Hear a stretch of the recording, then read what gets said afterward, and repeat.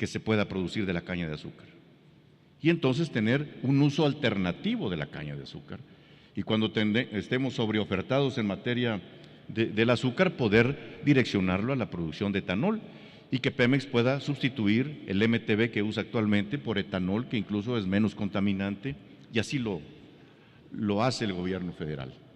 Como ustedes saben, ya hay un contrato en donde Pemex tiene 190 millones de entrada comprometidos de compra de etanol y están en este momento las licitaciones para el tema.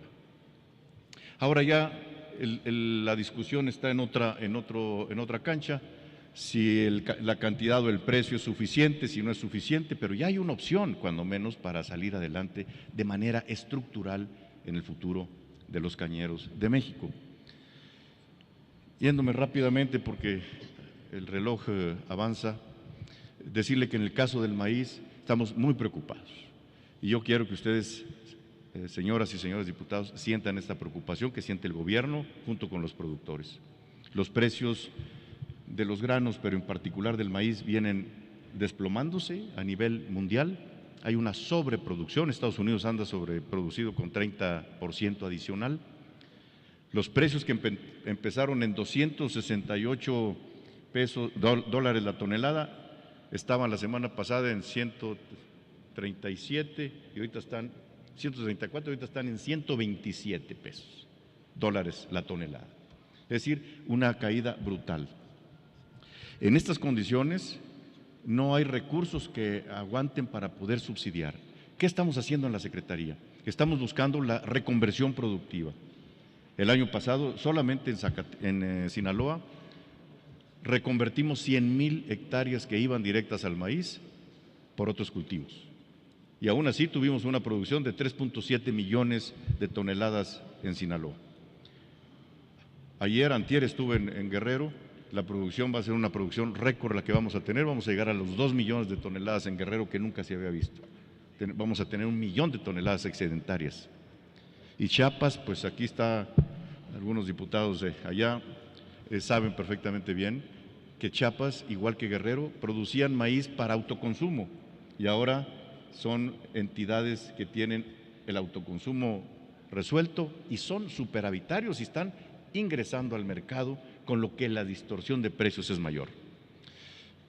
No me alcanza el tiempo, pero seguramente en algunas otras participaciones de diputados habrá oportunidad de continuar este tema para decir cuál es a lo que vamos en el caso de Acerca. Aquí está el director en jefe de Acerca, en donde vamos avanzando con los funcionarios de la Secretaría de Hacienda en unos modelos que permitan en el futuro pues estar más actualizados para enfrentar este reto y este desafío que nos dé el mercado a los productores y al Gobierno de México.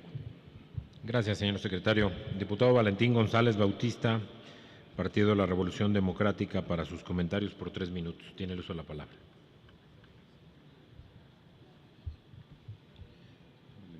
Micrófono, por favor.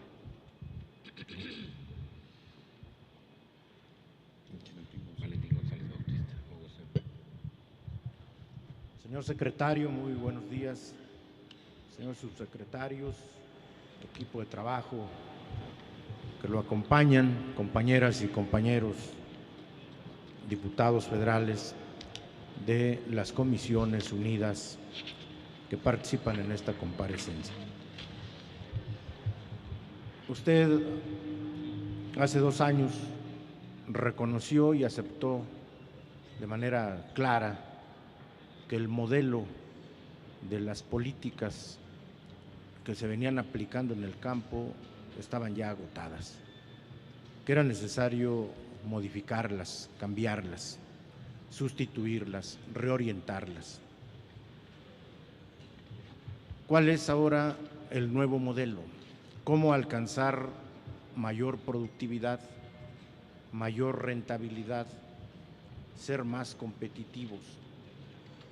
Esas son las respuestas que los productores agropecuarios, acuícolas, ganaderos, forestales están esperando.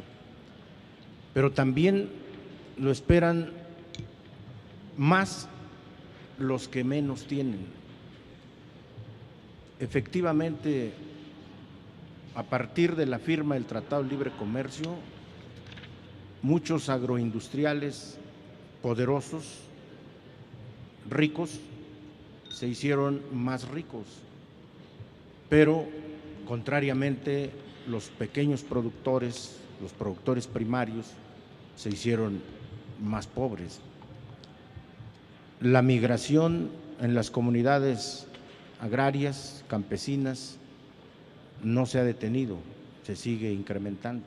Tenemos problema de desabasto en los alimentos. No alcanzamos ni siquiera, por mucho, la recomendación de organismos internacionales en materia de seguridad y soberanía alimentaria. Tenemos graves distorsiones en el mercado agropecuario. El presidente de la República públicamente ha comprometido una gran transformación para el campo mexicano. Se han convocado a diversos foros, se ha dialogado con dirigentes de organizaciones campesinas y de productores, pero a 2 años entendemos que le dieron prioridad a las reformas estructurales y que esta gran reforma para la transformación del campo se ha ido relegando, se ha ido posponiendo. Necesitamos que usted, aprovechando su comparecencia, sea claro, como lo ha sido, para que nos diga cuándo los productores, cuándo los campesinos van a empezar a ver estas profundas reformas, que se vean reflejadas no en el discurso, no en las cifras que poco les dice a los productores, sino en el mejoramiento de sus condiciones de vida, en el mejoramiento de todos los días para que puedan tener condiciones de mandar a sus hijos a la escuela bien alimentados, para que tengan ingresos para el uniforme escolar, para que puedan resolver los graves problemas que les aquejan todos los días. Ese es el fondo del asunto. Y si me parece correcto, y qué bueno que usted lo informa, que ha dialogado con compañeras y compañeros diputados, han de ser muy privilegiados porque algunos no hemos podido dialogar con usted. Yo le envié ya varios documentos solicitándole audiencias en representación de productores organizados del país y lamentablemente no he tenido esa suerte. Yo espero que todavía en estos meses de este ejercicio podamos tenerlo. Tenemos demandas de sectores organizados, productivos, que le competen a su secretaría y que lamentablemente no hemos sido atendidos. Y ojalá y gire usted las instrucciones pertinentes. Gracias, señor secretario. Gracias, señor diputado. En el uso de la palabra por el Partido Verde Ecologista de México para realizar su pregunta, hasta por 5 minutos tiene el uso de la palabra el diputado Héctor Narcía Álvarez.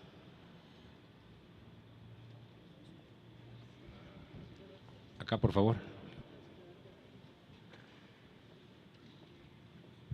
Acá en la esquina, de este lado. Gracias. Señor secretario, mi pregunta es la siguiente. Hoy tengo la oportunidad de ser el presidente de la Comisión Especial del Café y por lo tanto mi pregunta va relacionada a la cafeticultura. La cafeticultura en México en algunas décadas ocupó lugares muy importantes en la producción mundial, el 4º lugar. Sin embargo, por muchos problemas de toda índole, ha bajado esa producción y eso es muy preocupante. De producir 6 millones de sacos, hoy estamos produciendo alrededor de 2,5 millones. Yo creo que hay muchos factores. Estos problemas también están impactando hoy en día, pero que realmente es el resultado de alguna veintena de años. Sobre todo me preocupa porque la cafeticultura en México es un gran generador, se le considera un gran generador de divisas después del petróleo y del turismo, pero sobre todo también están ubicados estos cultivos en zonas de alta marginación, donde hay pobreza y hay pobreza extrema. Quiero decirles que también esta población son de etnias, pero que también quiero reconocer que hubieron logros muy importantes, como lo que fue la cobertura de precios al 100% de esa producción. También otro logro importante es que se avanzó en el control de la roya, pero que falta mucho por hacer. También otro que nos ha apoyado mucho es el presupuesto que tuvimos el año 2014, que se incrementó en un 100% respecto al paquete económico que nos mandó el Ejecutivo Federal. Son logros muy importantes y que vale la pena señalarlos. Y también la política de FIRCAFE, el fondo de compensación que se tenía, ahora sí, de una manera muy estable y que no podíamos usarla para otros apoyos, dado que había una situación difícil en la cafeticultura. Hoy se logra que ese fideicomiso llegue a la Financiera Nacional y que estos puedan utilizarse como garantías y así atender la problemática tan seria que tenemos en la cafeticultura. Pero también mi pregunta es, falta mucho por hacer. Yo creo que tenemos que atender la cafeticultura. El café es importante, seguramente todos hoy hemos tomado una taza de café y hoy tenemos que aplicar políticas muy adecuadas. Por eso mi planteamiento y mi pregunta es, el problema más grave que hemos sentido nosotros en la cafeticultura, sí habla de varios, pero el problema central para mí es la renovación de cafetales, que hoy tenemos cafetales de 40, de 50, hasta de 70 años y por mucho que queramos invertir, no podemos recuperar la producción. Es un problema que viene desde hace décadas, desde hace años, y nosotros como diputado y presidente de esta comisión, yo creo que eso es lo que tenemos que atender de fondo esta problemática. Sé que hemos logrado mucho y qué está planeando la Secretaría o ustedes para poder atender este problema que nos aqueja los productores de café. Es cuanto, diputado presidente. Gracias, señor diputado. Señor secretario, tiene usted la palabra para dar respuesta. Qué bueno, diputado Narcía, que usted señala algunos de los avances que hemos tenido. Efectivamente, hace un año, 10 meses, cuando tomamos posesión, un año, 9 meses, veíamos cómo venía la producción cafetalera desplomándose. Y de 6 millones de quintales o sacos que se lograron producir, ya se estaba al 50% de lo que se producía en los mejores tiempos en el país. Uno de los aspectos fundamentales del por qué esta desplome en la producción era, uno, por la roya del café que había venido afectando de manera masiva a los cafetales en el sur-sureste de México. Y el otro, el desincentivo al bajar los precios por una producción excesiva de Brasil y de otros países centro y sudamericanos. Había por un lado la enfermedad y por el otro lado los mercados. Y luego llegábamos a analizar con las diferentes federaciones, asociaciones, porque usted sabe mejor que nadie que hay mucha pluralidad de organizaciones en materia cafetalera. Veíamos que estaban sentados en un fondo de 750 millones de pesos que no se podía mover, con unos grandes retos enfrente y sin poder articular estos fondos que ahí estaban. De manera inmediata, y usted fue partícipe muy importante, actor importante en esto, nos dimos a la tarea primero de trabajar aquí con esta soberanía un presupuesto mayor. Y la verdad es que ese presupuesto para el café casi se triplica y son beneficios que están recibiendo los cafeticultores de Veracruz, de Oaxaca, de Chiapas, de Guerrero, en fin, de Puebla, donde están las siembras del café, hasta algo de Nayarit. Ahí se están direccionando estos apoyos, estos paquetes tecnológicos para todos los productores de café. Acabamos de estar en Guerrero y en un programa muy intenso, saludé a los productores de café que estaban avanzando muy rápidamente en el combate a la roya y en la replantación de variedades resistentes a la plaga. En esas condiciones puedo decirle que los avances son importantes. Primero, nada más en su estado estamos direccionando casi 20 millones de plantas resistentes a la roya. Por primera vez, Acerca entra a la cobertura a los cafetaleros y son 347,000 beneficiarios, pequeños productores de café que están ya con la cobertura de Acerca y que eso tiene un alto impacto.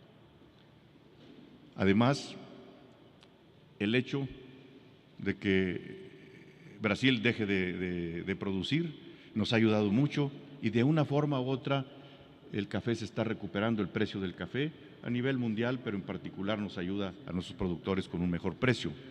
Y en el caso de la Secretaría estamos avanzando también para darle mayor valor y mayores opciones al café orgánico de México que tan buena aceptación está teniendo en los mercados mundiales. Vamos avanzando y como usted sabe ya está ese fondo que ahora es de 800 millones de pesos, ya está salvaguardado, pero además puede estarse usando su producto para que los pequeños productores puedan avanzar en resolver este flagelo. Yo tengo muy claro que la ruta del café en México es la ruta de la pobreza y la ruta de una serie de problemas y conflictos sociales que en la historia de nuestro país se han ventilado.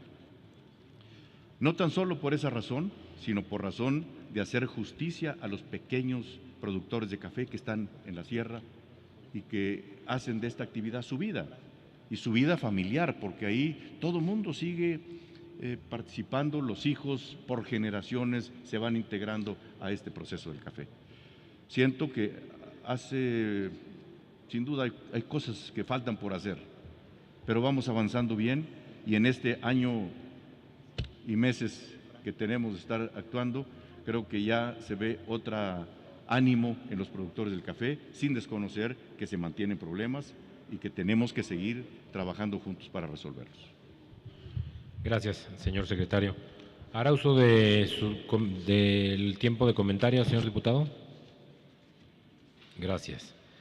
Para realizar su pregunta por Movimiento Ciudadano hasta por 5 minutos, tiene el uso de la palabra el señor diputado Ricardo Monreal Ávila.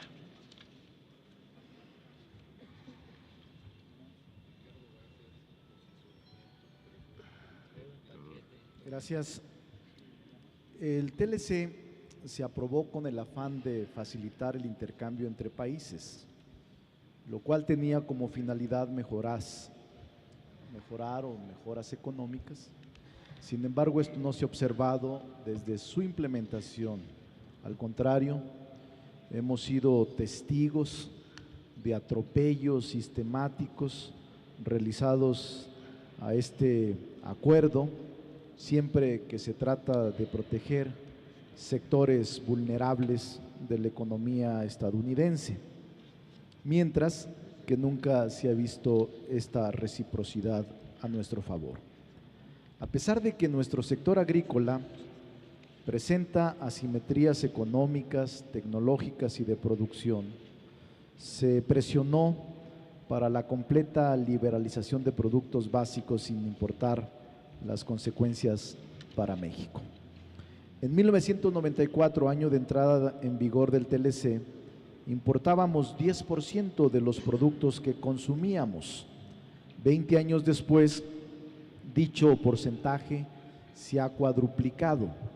En 1995, México vendía más productos agrícolas en el mundo que los que compraba, es decir, sus exportaciones eran superiores a las importaciones por 939 millones de dólares. En el 2000, la balanza comercial agrícola del país fue deficitaria en 2.465 millones de dólares. En otras palabras, ciudadano secretario, nuestro país incrementó su dependencia agrícola en el mercado mundial. De acuerdo con la propia Secretaría que usted preside, las aportaciones agroalimentarias y pesqueras en México, en efecto, presentan en los últimos años una tasa de crecimiento anual promedio del 10%. En contraste, tenemos que México importa el 95% de la soya que consume, el 70% del arroz, el 42% del trigo, el 25% de maíz que requiere la población, y así podría seguir sumando otros productos. Es decir, lo que le pregunto y le doy pie a que conteste, porque hace un rato usted mismo comentó que aprovecharía otra oportunidad para que nos conteste cuál es la posición oficial de la Secretaría frente a la posible renegociación del TLC. ¿Cuál es su posición? Porque si mal no entendí, usted afirmó que el producir mucho en ocasiones nos genera un problema de comercialización y que por eso hay dificultades en el mercado internacional o nacional. Es decir, ¿es aconsejable producir menos o qué hacer cuando se produce más? El TLC es un problema grave, señor secretario. Por último, le comento que los productores manzaneros, productores de manzana y los jornaleros, sobre todo de origen indígena, los raramuris, están muy preocupados por lo que está pasando con la manzana.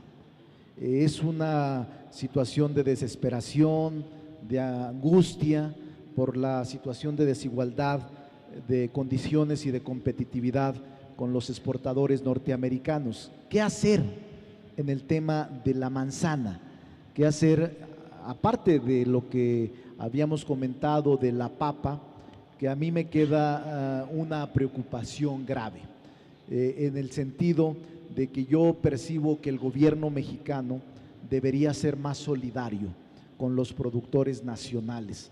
Es un tema no jurídico, no constitucional, es un tema de sensibilidad social y de una situación que el país está padeciendo, un desempleo y un abandono del campo extraordinario.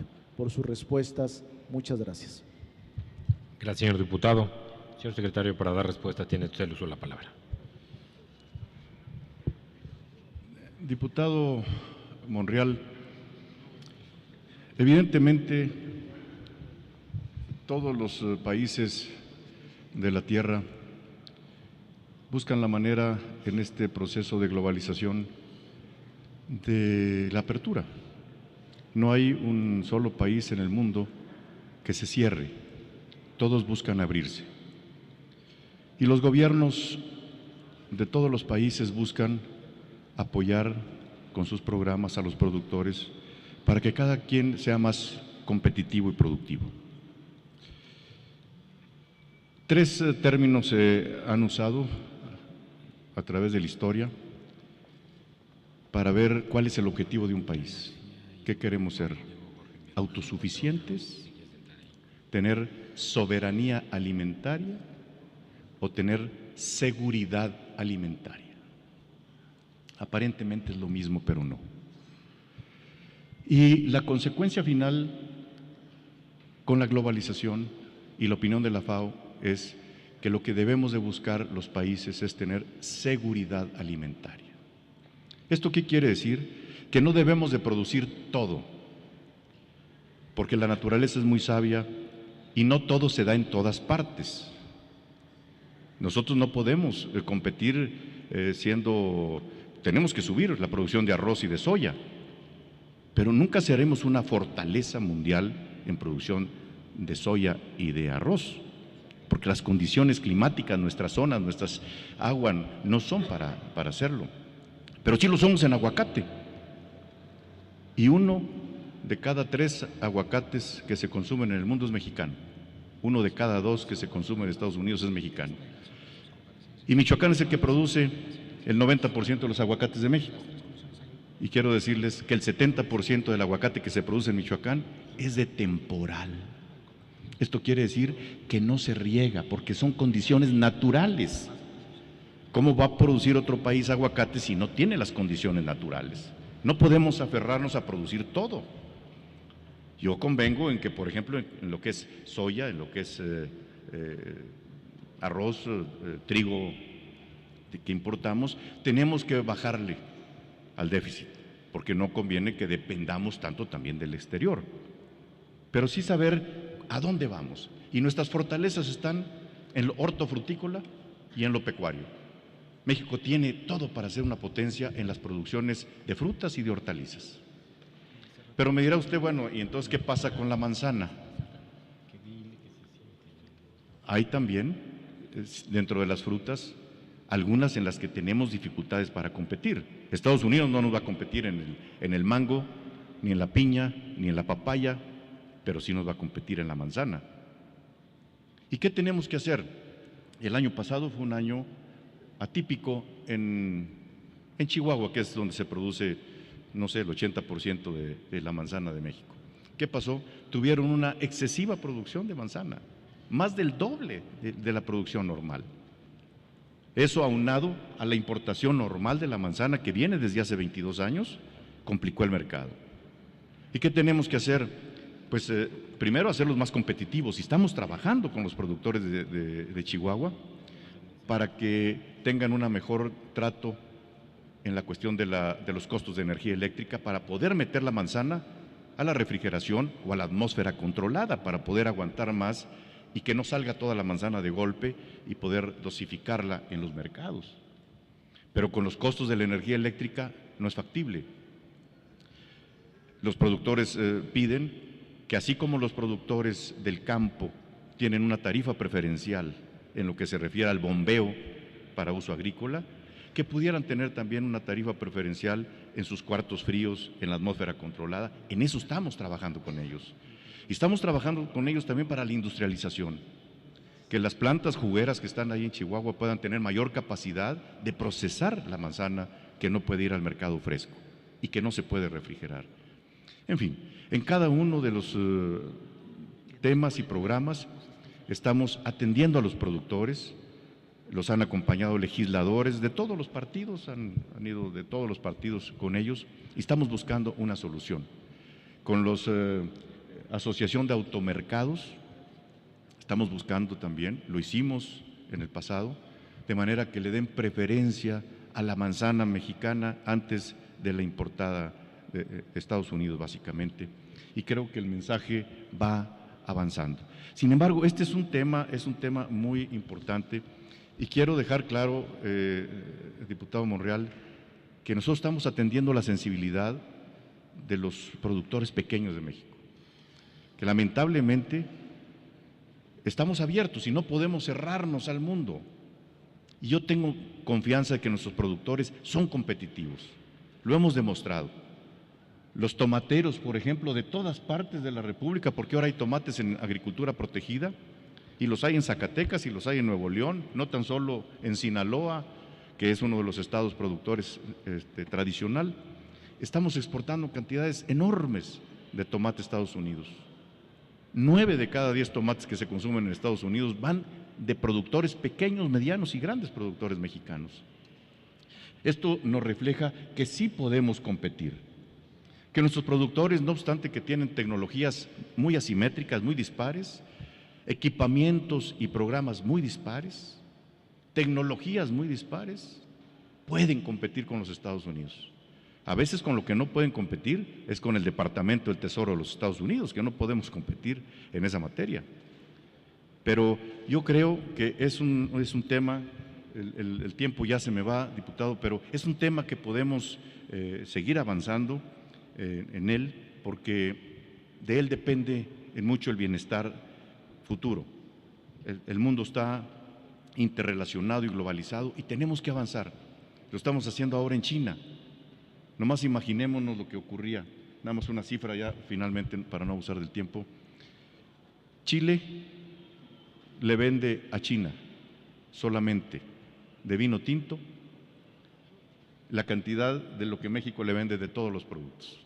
De ese tamaño son a veces nuestras ausencias en los mercados.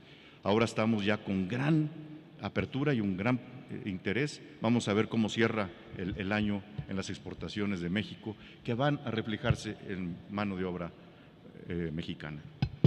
Gracias, señor secretario. Para sus comentarios, hasta por 3 minutos, señor diputado Ricardo Monreal.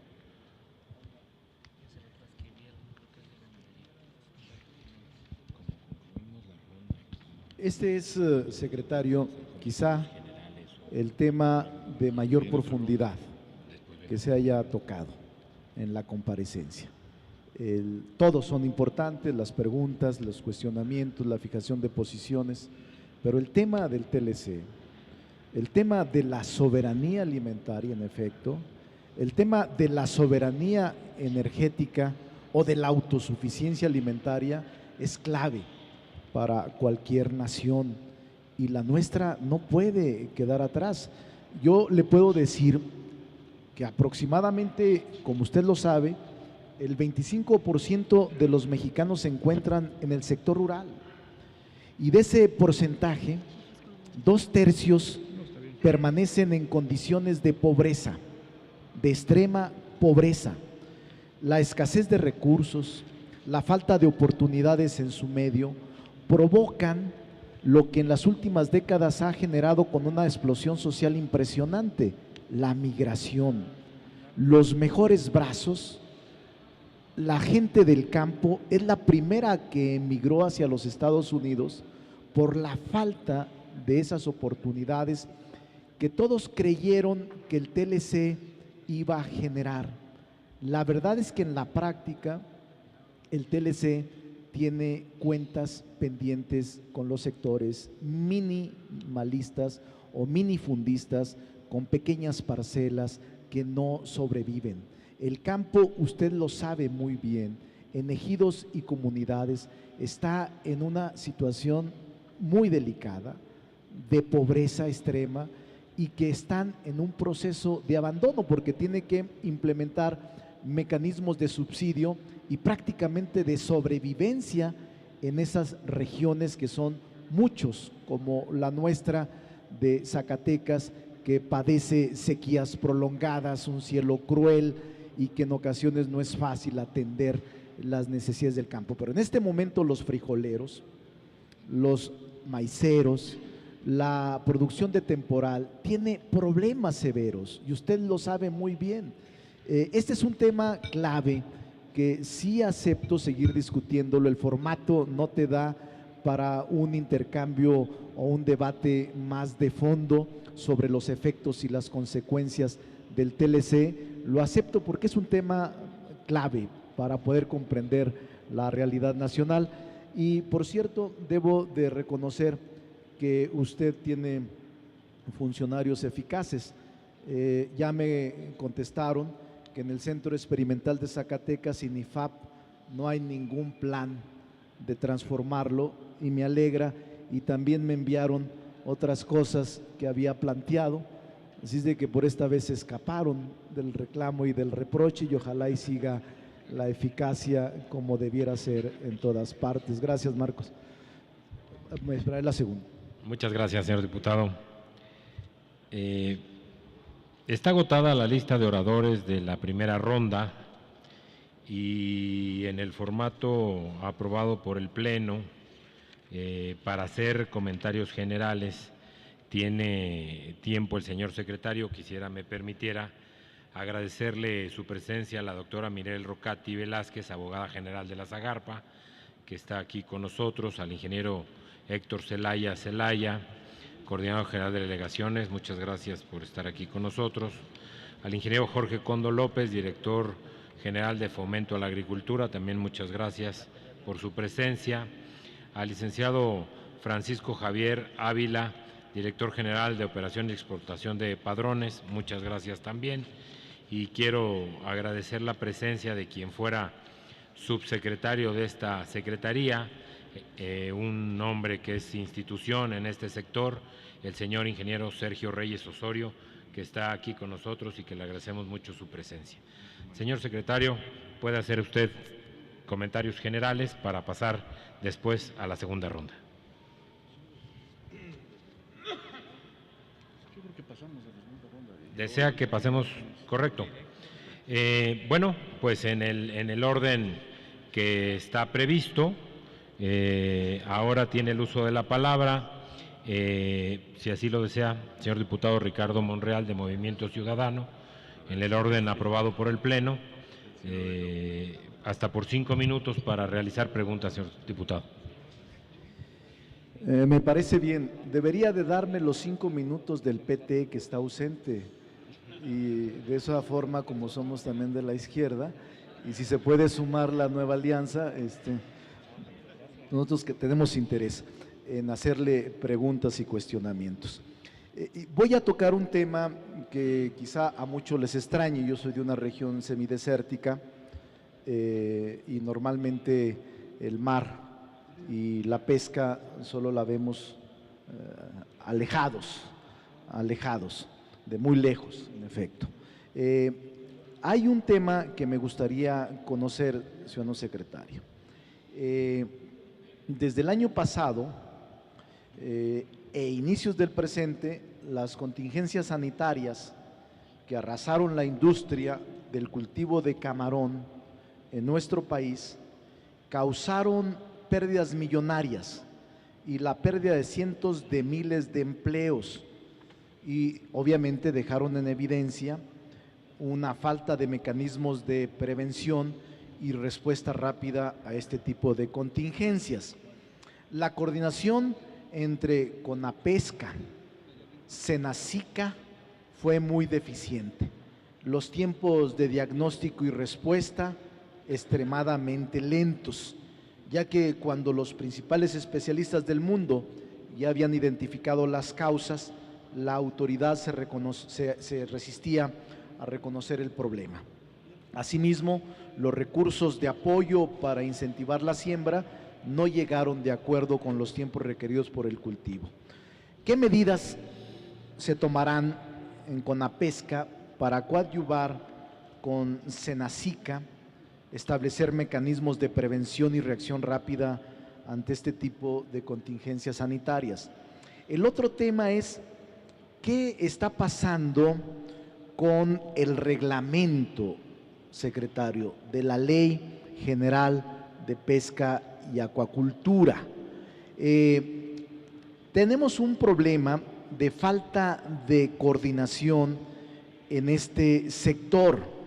¿No sería conveniente que ustedes, como cabezas de sector, juntaran a todos los organismos que tienen que ver con pesca, que son muchos y que se encuentran dispersos, incluyendo a secretarías distintas como la Semarnat y otras más? Muchos de los problemas que enfrenta el sector se pueden resolver con mayor eficiencia y rapidez si existiera esta coordinación estrecha, si existiera mayor comunicación entre las diferentes dependencias. Recuerde usted, son CONAPESCA, INAPESCA, SENACICA y Semarnat, por mencionar algunas. No soy pescador, pero estudié el tema y me interesa saber por qué razón la lentitud de los ordenamientos y por qué razón la discoordinación y la lentitud de los apoyos y recursos. Por su respuesta, gracias. Gracias, señor diputado. Señor secretario, adelante. Como todos sabemos, diputado, SENACICA es el organismo responsable de las sanidades fitosanitarias, o sea, de la agricultura, de la ganadería y de la pesca. Esa dependencia debe seguir estando de manera independiente en la Secretaría, que es la cabeza del sector. Es tan importante que nosotros le hemos dado el término de alta prioridad, de seguridad nacional, porque los estragos que hace una pandemia, un problema sanitario en cualquiera de los productos es terrible. Quisiera comentarles nada más que en el caso de China, por ejemplo, Esta dependencia tiene nivel de Secretaría de Estado, es un ministerio de ACSIC, por tan trascendente función que tiene. Sin embargo, yo convengo que debe haber una mayor coordinación y tiene que estar atendiendo tanto los problemas planteados en el sector pesquero como en el sector pecuario, como en el sector agrícola, hortícola o frutícola, y hasta este momento hemos tenido una buena evaluación del desempeño de Senacic. Es reconocido, lo veo ahora a nivel internacional, ahora está precisamente el director en jefe en China, ya direccionando los nuevos productos que habremos de exportar para allá, reuniendo todos los requisitos sanitarios que tienen los chinos, que no son nada sencillos. Pero volviendo al tema, efectivamente, en el caso del camarón, como ustedes saben, tenemos un 75% de la producción del camarón en México es de acuacultura, es decir, no es en los mares, sino es en los reservorios internos del país.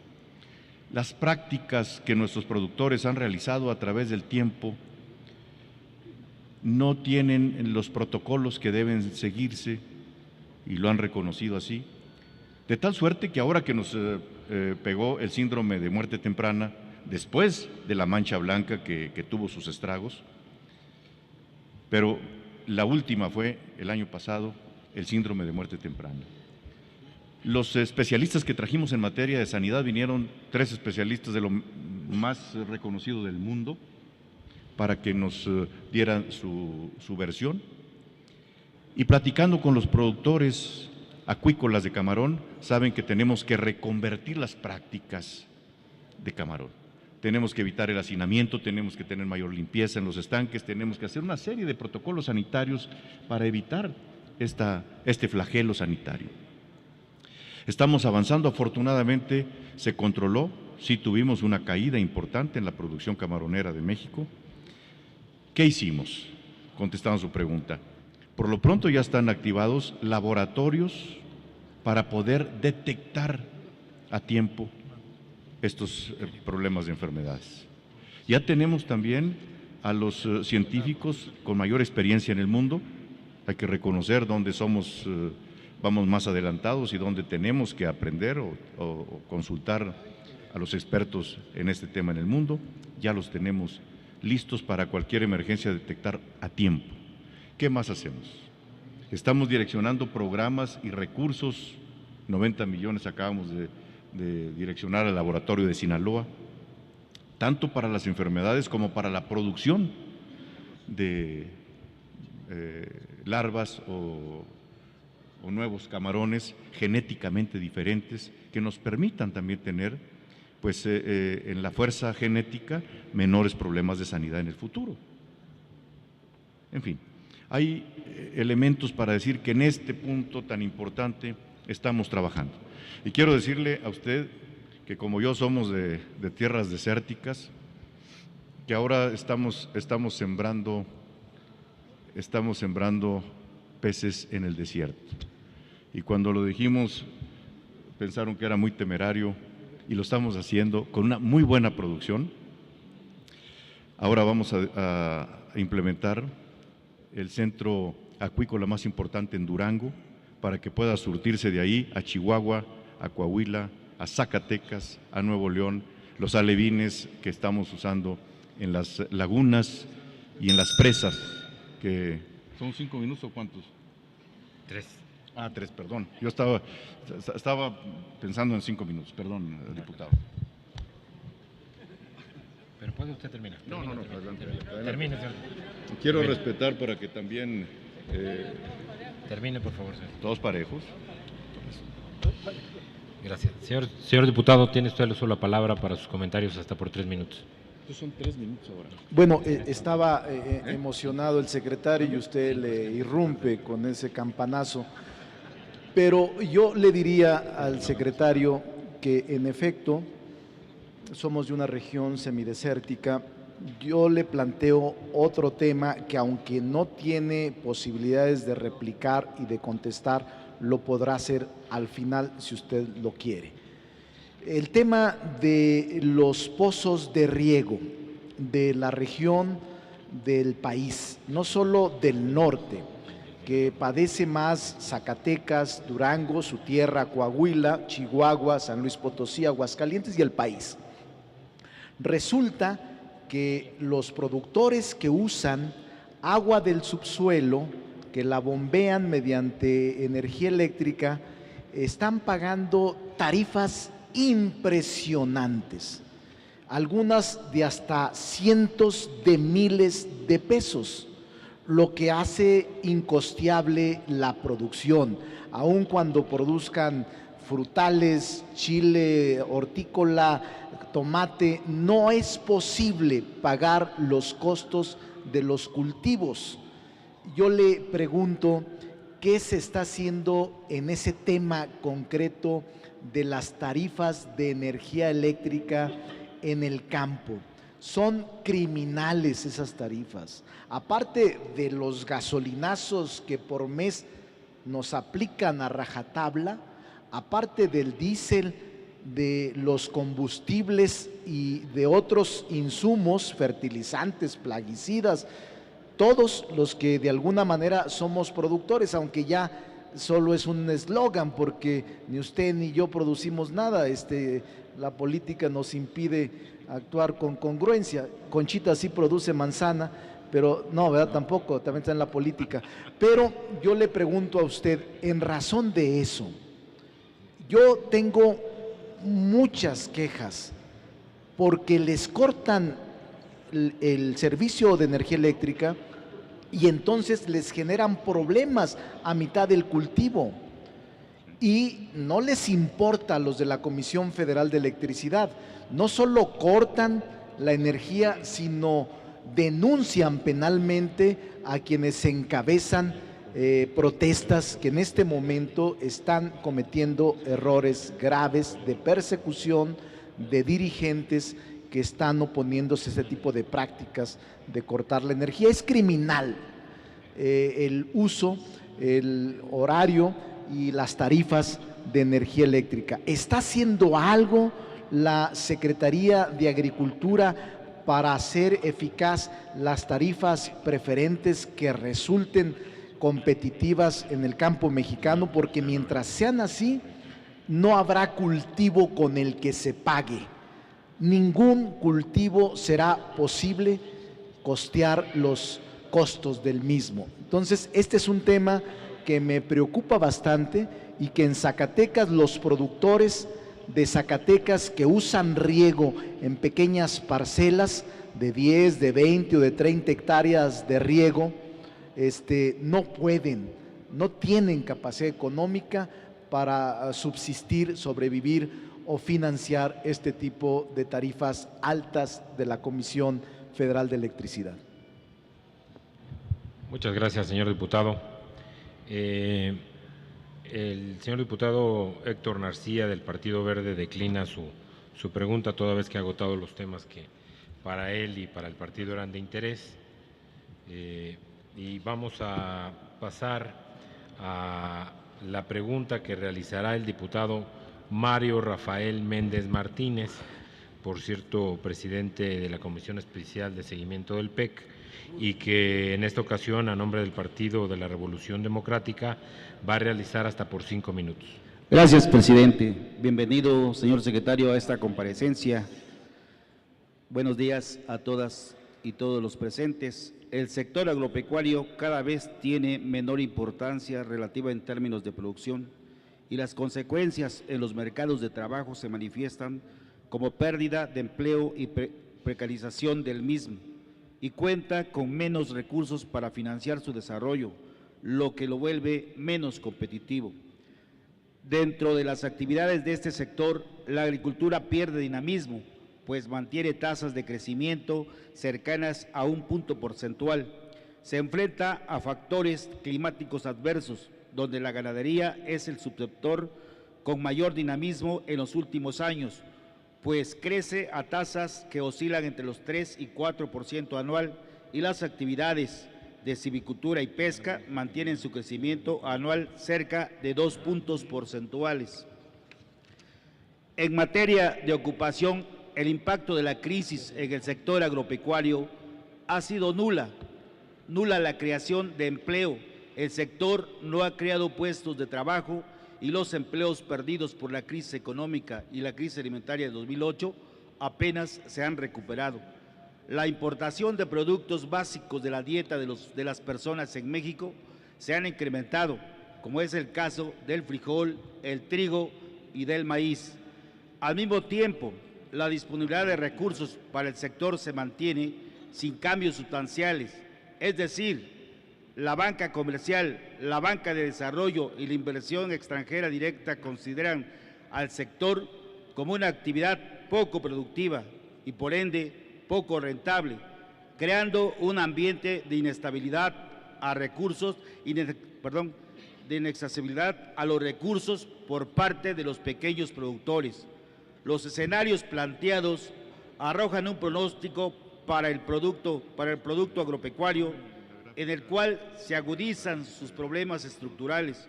El futuro del sector no es alentador, pues en el mejor de los casos se presentaría una recuperación lenta de la economía, pero incluso con esta recuperación el sector se mantendría estancado, sujeto a altos niveles de volatilidad en su producción.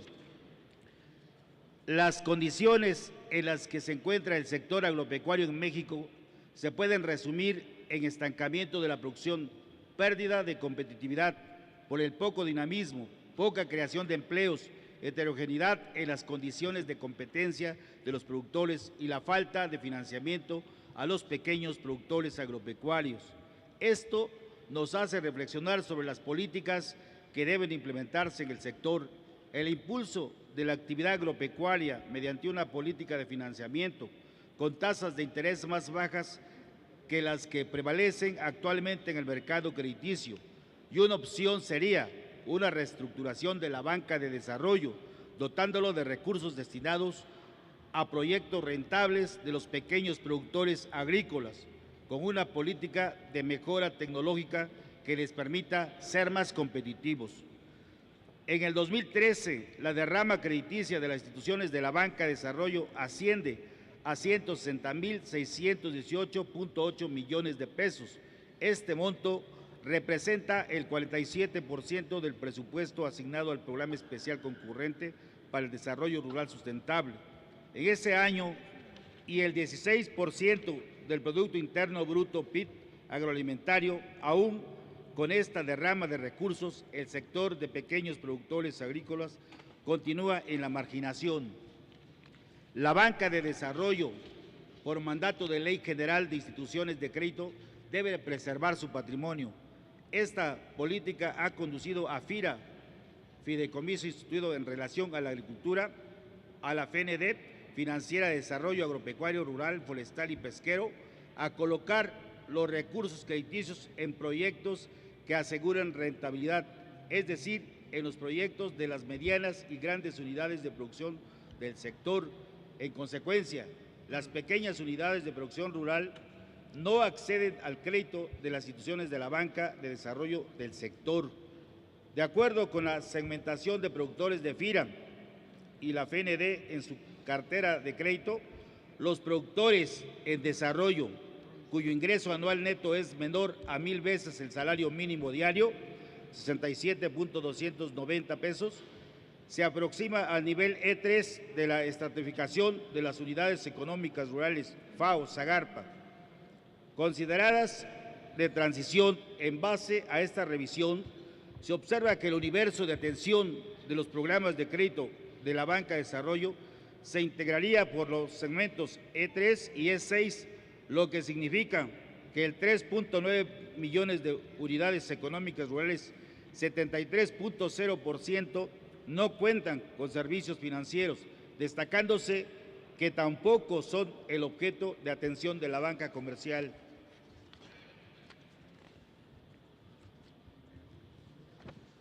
En relación a la situación de la cartera vencida, en la que se encargarían productores rurales con superficies menores a 25 hectáreas, y aún cuando las instituciones de banca de desarrollo no las clasifican por tamaño de predio, se puede señalar lo siguiente.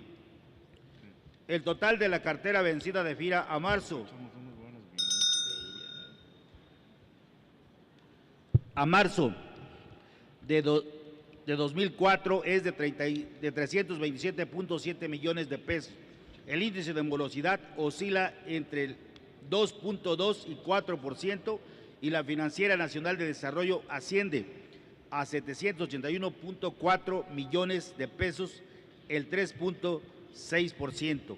Considerando los casos de cultivos de maíz y frijol, que son los más representativos, se tiene que el 76% de los productores de maíz y el 60.6% de los productores de frijol son de pequeña escala. Estos productores no tienen acceso a los esquemas de crédito de la banca de desarrollo.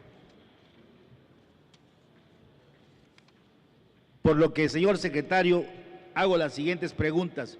¿Qué acciones emprenderá la Zagarpa para que los productores agrícolas con propiedad de tierras hasta de 25 hectáreas accedan a los recursos de la banca de desarrollo, de tal forma que el financiamiento les permita la competitividad, la generación de empleos rurales y la rentabilidad de sus unidades de producción rural? ¿Qué política pública aplicará la Zagarpa para apoyar a aquellos pequeños productores agrícolas de menos de 25 hectáreas que se encuentran en la cartera vencida de la banca de desarrollo, acción que les genere posibilidades de reincorporarse a la actividad productiva? Muchas por sus respuestas. Muchas gracias, señor secretario. Gracias, señor diputado. Por 5 minutos tiene usted el uso de la palabra para dar su respuesta, señor. Son 5, no 3. 5, porque no había empezado el reloj a tiempo. Adelante, señor diputado. 5. Gracias, diputado Méndez, por su pregunta. Quiero decirle en primer lugar que más que la reestructuración, el sector requería de una banca de desarrollo genuina, auténtica, que no la teníamos. Estaba considerada así, pero su mecanismo, su forma de operar, no te daba los elementos para hacer una banca de desarrollo. Lo que ahora existe, el cambio de la financiera rural a la financiera nacional, para hablar en pocas palabras, es eso, que esta sí es una nueva banca de desarrollo y tenemos que cuidar todos que así sea. El anterior esquema permitía, cuando mucho, apoyar a los productores hasta el 6% de las unidades productivas. Efectivamente, en ninguna parte del mundo puedes tener un campo competitivo si no hay un sustento, un apoyo de una banca de desarrollo que pueda auxiliar a los pequeños y medianos productores. Esto lo podemos ya tener, y es una realidad, gracias a este nuevo esquema de financiera que ha anunciado el Gobierno de la República en voz propia del presidente de México, y esto nos da una situación muy diferente. ¿Qué tenemos que hacer ahí? Ahora hay que armonizar mejor, que todos los instrumentos que tiene el gobierno para apoyar a los pequeños y medianos productores en materia crediticia operen. ¿Y qué son? Pues que el FIRA complemente lo que está haciendo financiera o haya un vínculo y una conexión, que FONAGA haga lo mismo, que FOSIR haga lo mismo. De otra manera, no existiría una coordinación en lo que son los instrumentos de crédito de una banca de desarrollo que tiene el gobierno para sus productores. Yo sé que esto va a ser de una gran trascendencia. Los cambios se dan con el tiempo. No hay grandes cambios por decreto. Tenemos todos que irnos alineando, ir orientando las políticas públicas a donde debemos ir. No podemos esperar cambios mágicos de la noche a la mañana, pero sí decir que vamos por buen camino. Yo quise ponerles esa gráfica que está ahí cuando usted habla de empleo y de productividad, para decir cómo estamos comparativamente con nuestros socios comerciales. Ahí está, por ejemplo, Estados Unidos y Canadá, con $59,000 al año de valor agregado en un país y de 49,000 en el otro. Pero nuestros países en América Latina y en particular Brasil, Chile, que son nuestros países donde podemos competir, pues nos duplican o triplican la productividad. Y hemos hecho muchos esfuerzos por tratar de mejorarla y nos hemos quedado estancados. Y las opciones en las ciudades se van y estamos perdiendo a nuestros mejores jóvenes en las actividades productivas del campo.